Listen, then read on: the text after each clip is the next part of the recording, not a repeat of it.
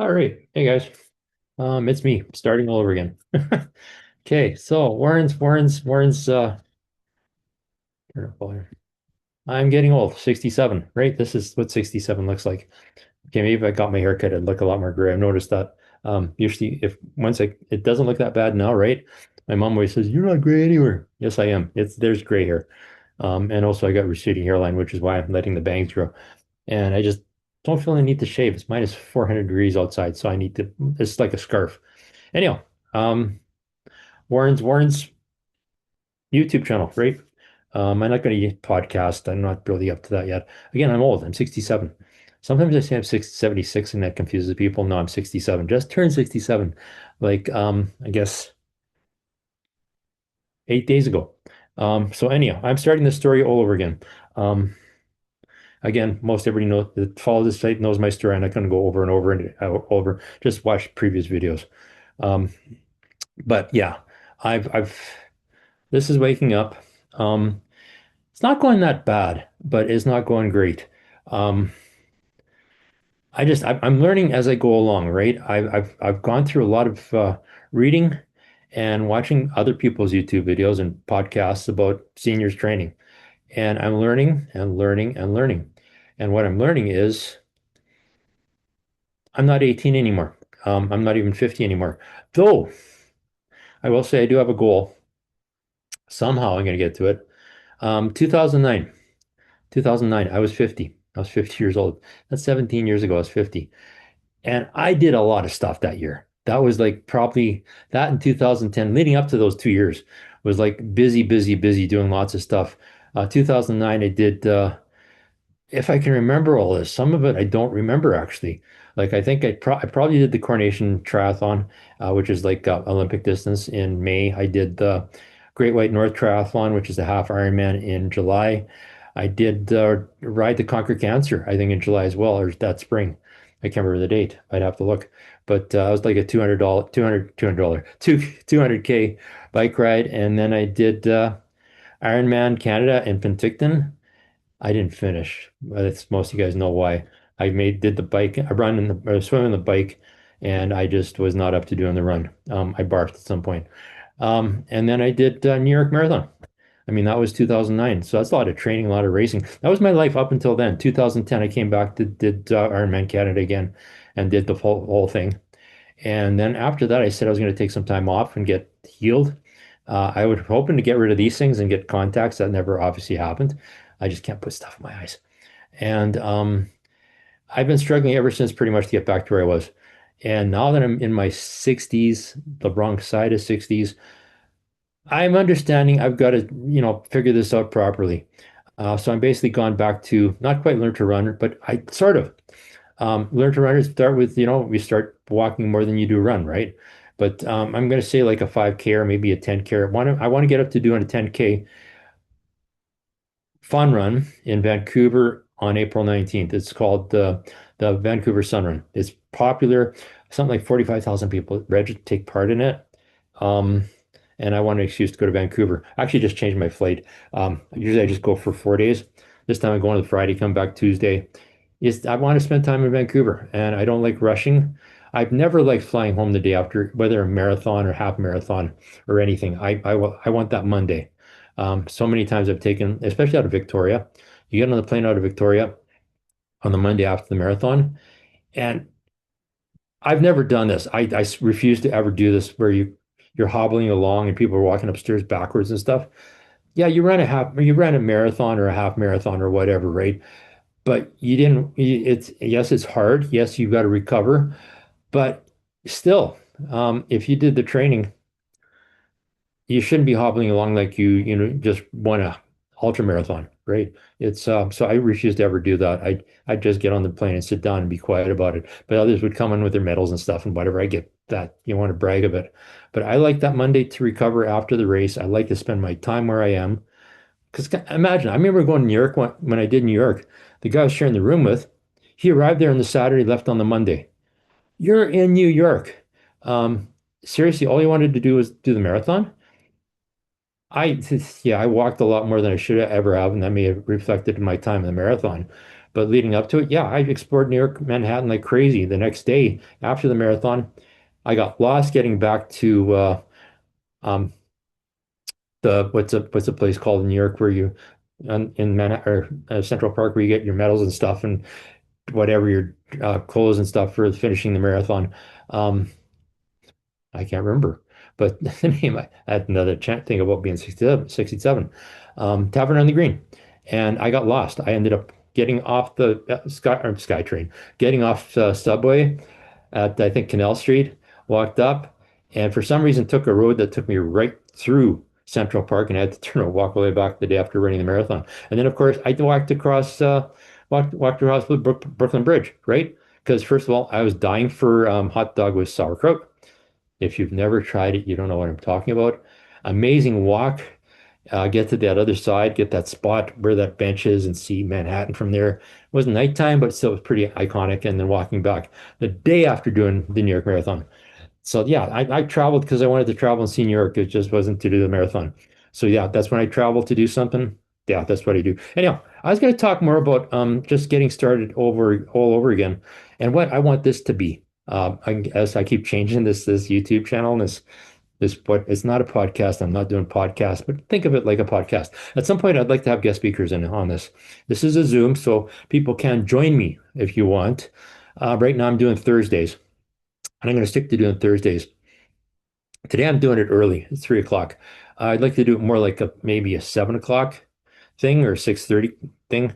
Maybe I'll set a time at some point. If people want to join me, fine. But it's again, this has become more about this and me. And if people want to join along, fine. My story is a long one, so I'm not going to talk about that much.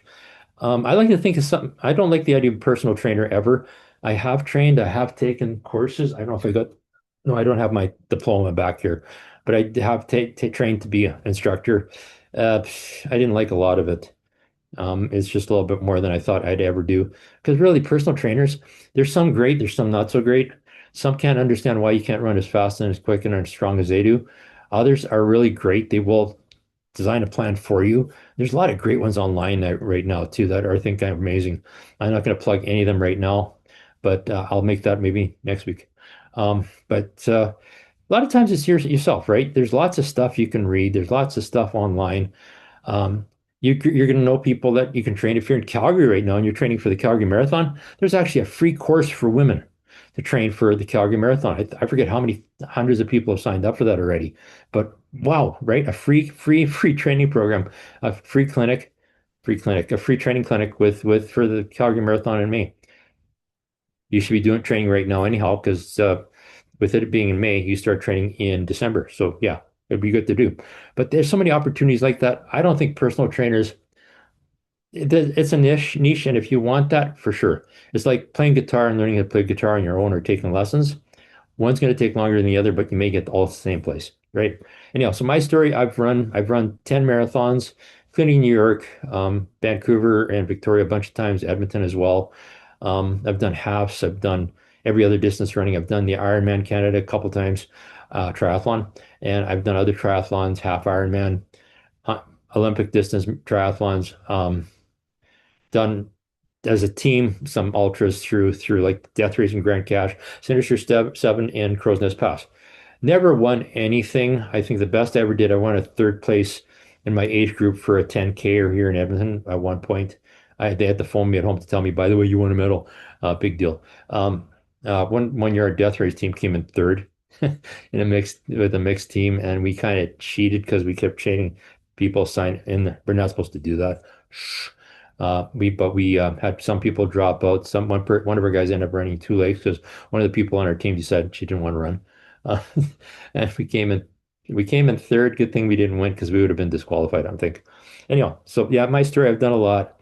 I've trained a lot. I've made a lot of mistakes, every mistake you can possibly make, including falling on my head and cracking my occipital bone, fracturing my lower left fibula, which is always interesting.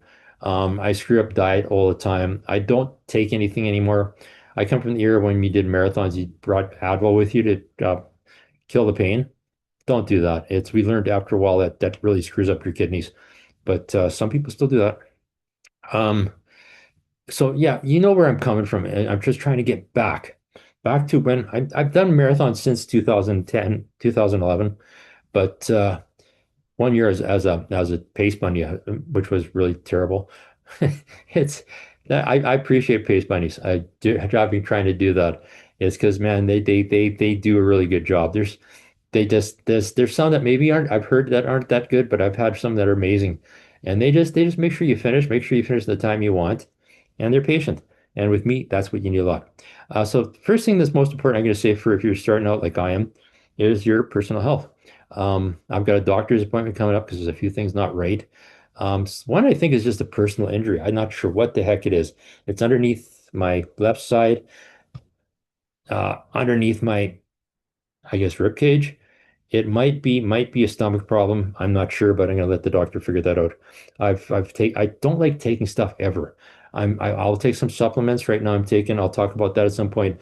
But right now I take B complex. I take omega 3s. I take vitamin D, K2, or is it K3? One of those things. And I also say take something for an enlarged prostate, which hit and miss. I might forget to take every as often as I'm supposed to, but I just don't like taking stuff. I once had a doctor that refused to give me antibiotics because I wouldn't follow instructions. I'd do whatever I thought I wanted, and it never turned out well. So that's why. I've taken clinics. I've taught clinics personally and virtually forever. I think the first clinic I taught was probably 2000 and might have been 2006. I want to say. It was before I retired for sure. But yeah, and it's always been interesting. I've always preferred the learn to runners, 5Kers, people are just starting out.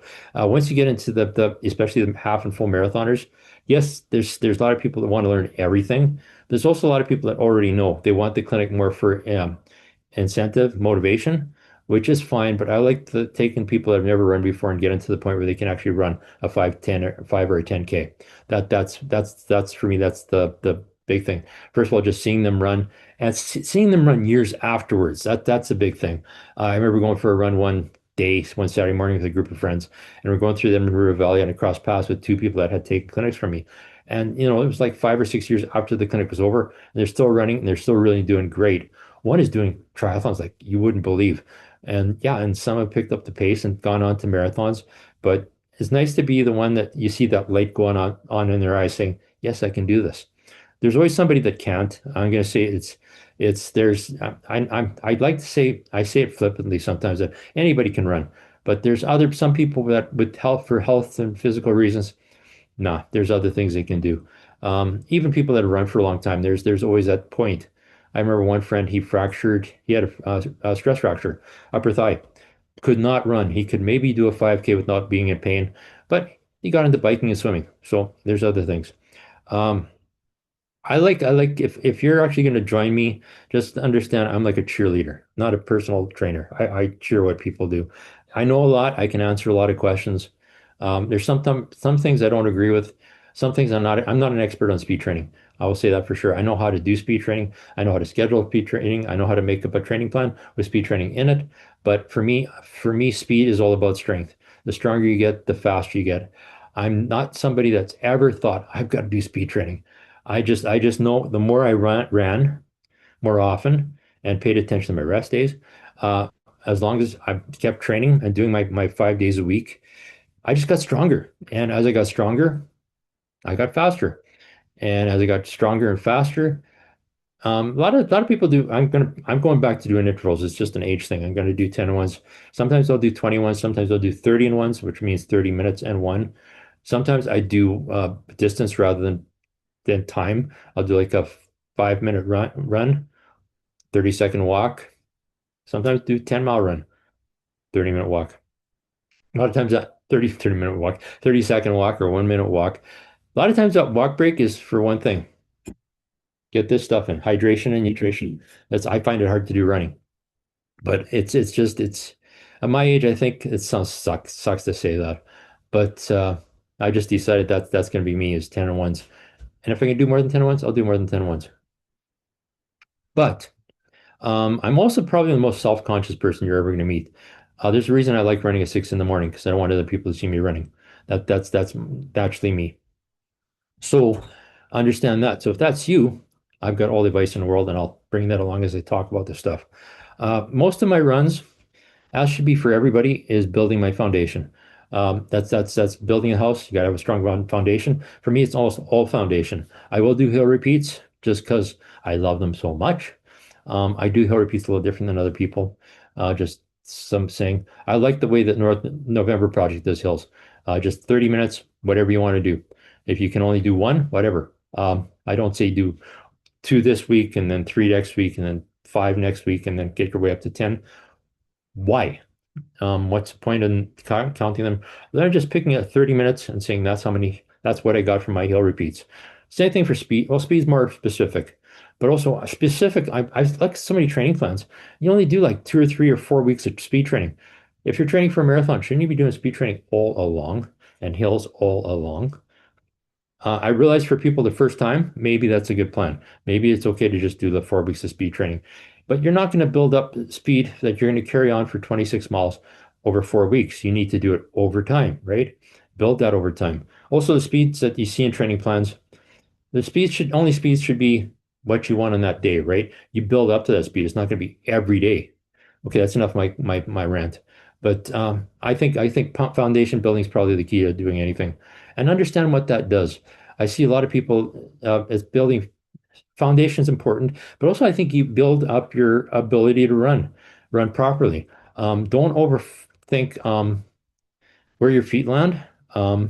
Yeah, everybody says midfoot strike, right? Oh, we got to do the midfoot strike.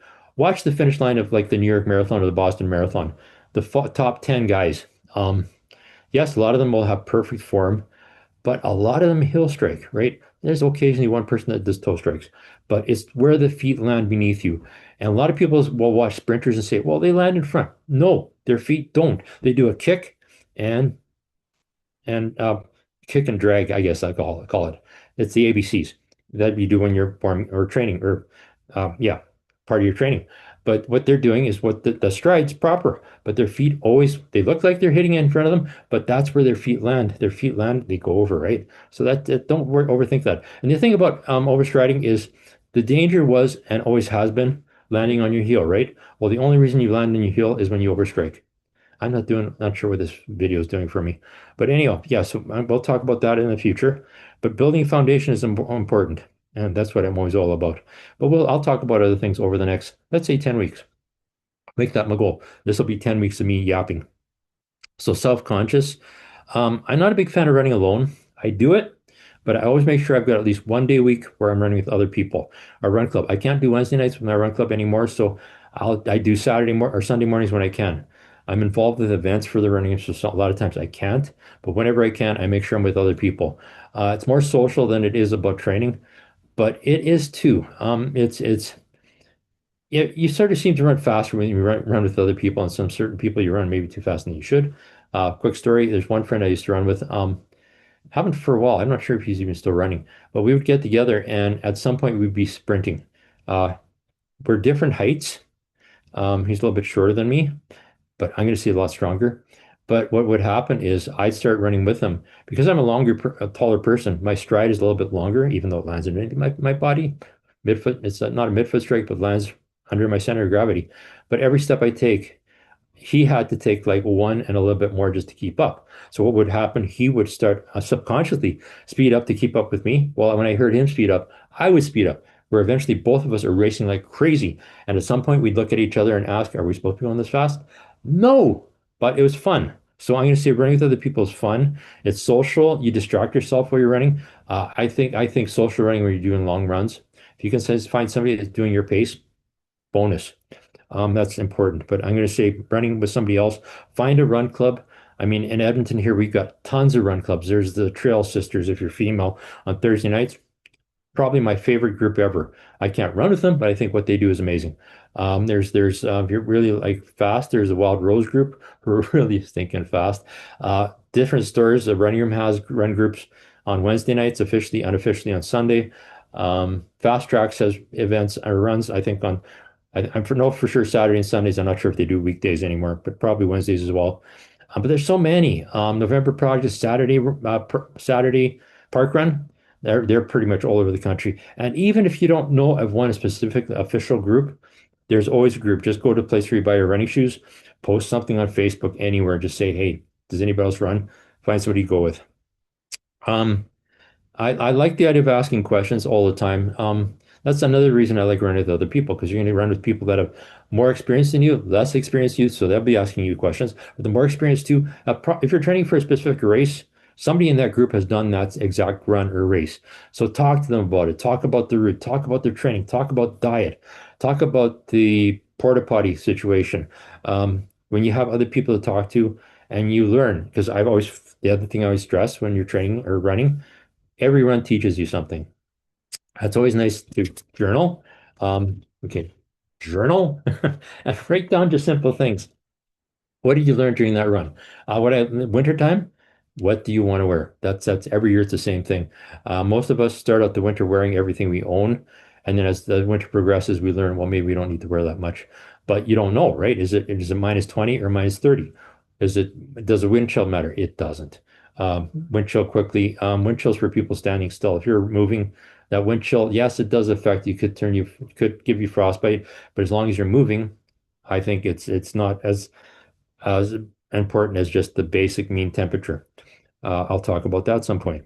Um, and the other thing that's important to training is learning, but also being consistent. Train those. If you're planning to run 3 or 4 days a week, do that. Set up your schedule. If you're training like me for the Vancouver Sun Run, I've got my plan in place. I know what I'm doing Monday through Sunday. I know what my rest day is always going to be today, Thursday. Thursday, nothing, nothing. I don't even stretch. I don't do anything, foam rolling, you name it, nothing.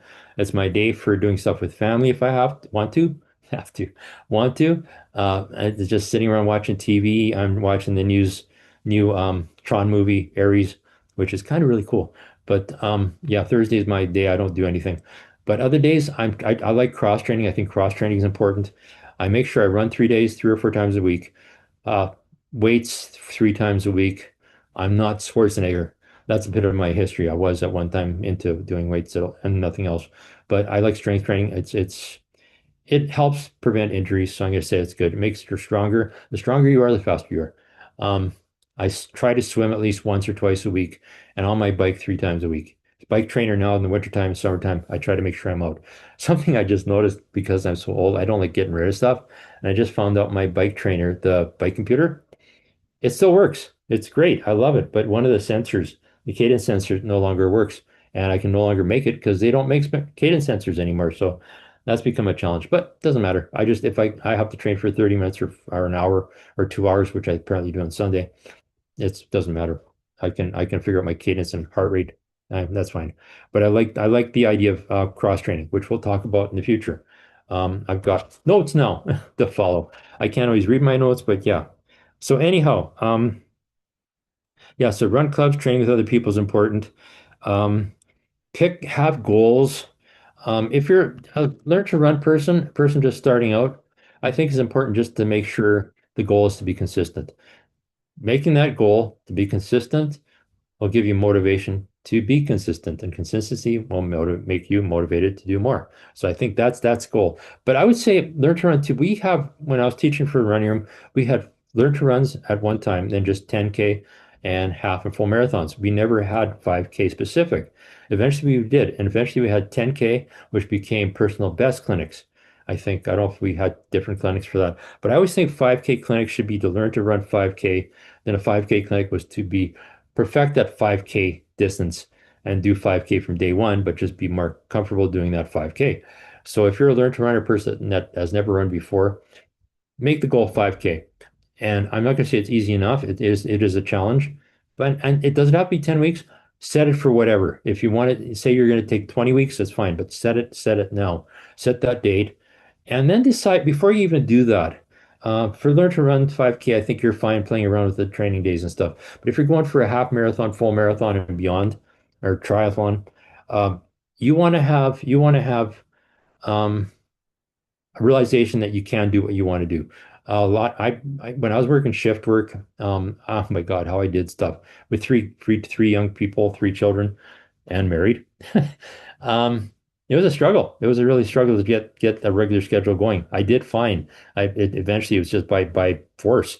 But and there's days I couldn't do things, right? Just because of work. You're working a double shift or you're doubling back. There's no way you can train. But I worked it out. Biking to work helped part of the training. But figure out what you can actually do. If your life is so busy that you can't commit to training for, say, 6 days a week or 5 days a week, marathons may not be your best goal. Maybe a half would be better because half you can sort of play around with. Once you get up to marathon, you have to have the training date set in stone. And figure out what you can do and what you can do and when you can do it. There's people I've seen train. There's one friend here in Edmonton who trains at 5 o'clock in the mornings. If you can do that and get a full 8 hour sleep before then, fine. If you can't, that might be something to think about. There's another two ladies I know in St. Albert here that run. I'll see them running at 11 o'clock at night by the two of them. That's probably their moms. I'm going to guess maybe working moms. That's the only time they can run. But you have to figure that out. Can you do that? For learn to runs, you have to commit to, I would say, 3 days a week at least. You want your rest days, especially if you're just starting out. You build to that where you can do more than 3 days a week as you go through the program. But you have to be able to do that, commit to do that, and decide what the goal is going to be. And then talk to your significant others. Look at your schedule, work schedule if you're working. If you got kids, is there a time when their kids are doing something else that you got free time? That's important.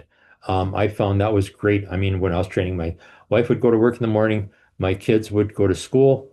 I work shift work, so I didn't go to work till 3 o'clock. And some days, one of my shifts, I actually had days off Monday, Tuesday, Wednesday, worked my butt off Thursday, Friday, Saturday, and Sunday, so that would happen. But it turned out I couldn't do my long runs on Sundays and long bike rides on Saturdays. So I had to improvise, right? But I had that time during the week to get whatever I want. I could take off for a run when my kids went to school, I think at 9:30 or 8:30, and just go for the whole day. And that was great. For some reason, now that I'm retired, I don't have that time. I don't know how that happened. But yeah, figure out what you can do and then decide what you can get to. Um, and do lots. I'm going to say if you've done the learn to run stuff, you're up to doing 5Ks, do a lot of fun runs. That's another thing along with run clubs. They motivate you. The runs, there's one friend of mine, he does I'd like 5K every week. Every weekend. He's out. If I'm working an event with the running room, he's there. And I think that motivates you a little bit, but it's also a type of training as well. It's speed training, it's strength training. So yeah, do and have fun, especially at the start. I found that was a key for me taking learn to run way back when in like 1996 before most of you guys were born. Um, it was just going out and doing fun runs. I remember my first run after Learn to Run was called the Run for the Cure. And after that, I was hooked. I signed up for every 5K I could. Some were really, really big. Some were there like five of us. But it was just fun. And the more I did it, the more fun it got. Because I think that's one of the tricks to doing this stuff too. Make it fun. Don't make it work. Don't go for a run because you have to. Go for a run because you want to. That's the other thing too. It's not life or death. It's you have to want to do it. So yeah, we'll talk about diet and something. I'm hoping I get guest speakers in on this. If I get enough people following me and enough people, if I eventually get people to join me on the live Zooms, which this is actually a Zoom. So if you're listening now, well, probably not, but because if you know about it, I don't know where I post this stuff so people can see that I'm on here. But yeah, anyhow, so that's page one of my Learn to Run Clinic notebook that I saved from my very first clinics. This thing. Somebody who's working for Big Brothers, Big Sisters way back then gave it to me. And I filled it up and I'm going to use it. Because, somebody said I should actually have a script when I do this stuff. Never have before in my lifetime. So this will be new. Anyway, so that's enough for today. I think that took I have no idea how long this took, but it's done. I'll be back next Thursday. I'm going to make it a 6 o'clock thing next Thursday. I'll post maybe a link somewhere, but I'll be on here. Anyhow, back to watching Tron Ares, and I'm done for dinner tonight. So wish me luck.